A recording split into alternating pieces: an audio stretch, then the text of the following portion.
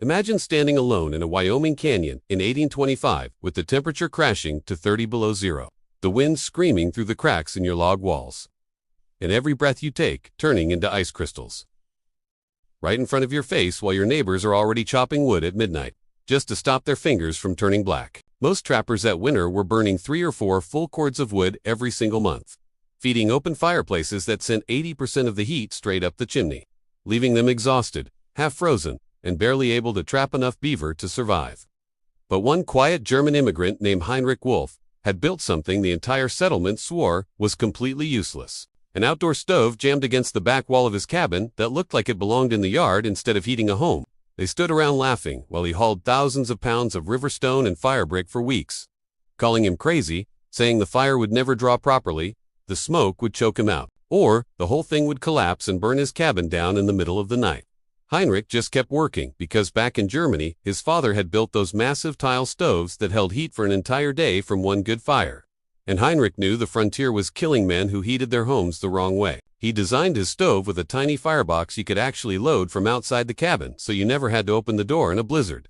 Then he ran the hot smoke through a long twisting maze of channels. Inside 4,000 pounds of stone and clay that snaked back and forth 3 times.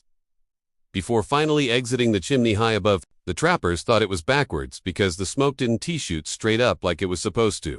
Heinrich didn't argue. He just split his wood into short pieces, lit the first test fire in late October, and watched the stone start drinking up every degree of heat like a sponge.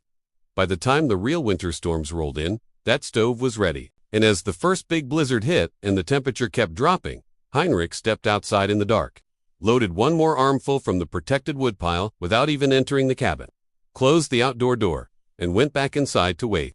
The cabin was already warming faster than anyone thought possible. But the real question everyone wanted answered was whether this so-called useless outdoor stove would actually keep working when the cold tried to kill him for real. The morning after that first big storm, the other trappers came dragging through waist-deep snow, expecting to find Heinrich half dead or begging for shelter. But instead, they walked into a cabin that felt like a warm tavern in St. Louis. Shirt-sleeve weather, 70 degrees inside while it was still 20 below outside, and the stone wall was radiating gentle heat hours after the fire had gone completely cold. Pete McKendrick, the loudest one who had laughed the hardest, stood there with his mouth open because his own fireplace had been roaring all night and his cabin was still only 40 degrees, with frost thick on the walls. Heinrich had burned maybe 35 pounds of wood total, less than half what anyone else used in a single night, yet his place heated up twice as fast and stayed warm because all that twisting channel design forced the smoke and flames to give up every last bit of heat to the stone before it escaped, turning the whole 4,000-pound mass into a slow, gentle radiator that kept pumping warmth into the room long after the flames died. The outdoor loading door meant no cold air rushed in every time you fed the fire, and the complete burn left almost no smoke or creosote, so the chimney stayed clean. For the rest of that brutal winter, Heinrich slept through entire nights without getting up once, while the others were stumbling around in the dark, chopping wood and fighting to keep their fires alive. And by February, the same men who mocked him were quietly asking how much stone they would need to copy it. Heinrich never bragged.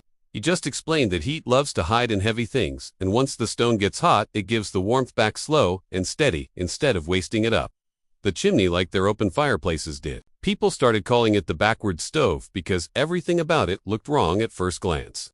Yet it worked better than anything the frontier had ever seen, saving men from frostbite, exhaustion, and slow death by cold. The success spread fast through the trap lines. But nobody realized yet just how many lives this simple outdoor-loaded masonry idea would eventually save. When the wagon trains started rolling west a few years later, word traveled along the fur trade routes, and by 1828, Heinrich had built 14 more of these stoves for other trappers, each one letting a man spend more days on his trapline instead of babysitting a dying fire.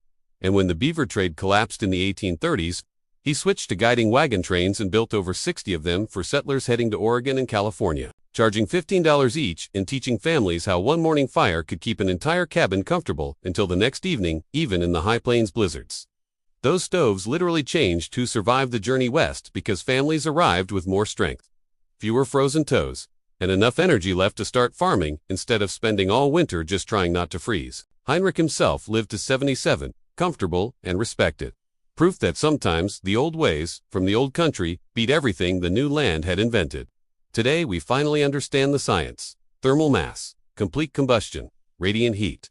But back then, it was just one homesick German refusing to let the Rocky Mountains kill him, the way they killed so many others. The so-called useless outdoor stove turned out to be one of the smartest heating ideas the American frontier ever borrowed. And the crazy part is, we mostly forgot it.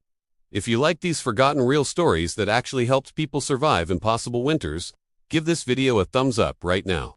Subscribe and hit the bell so you never miss the next one. And drop a comment telling me, would you ever build a masonry heater like Heinrich's in your own house or cabin today? Let me know. I read every single one. Thanks for watching. Stay warm out there.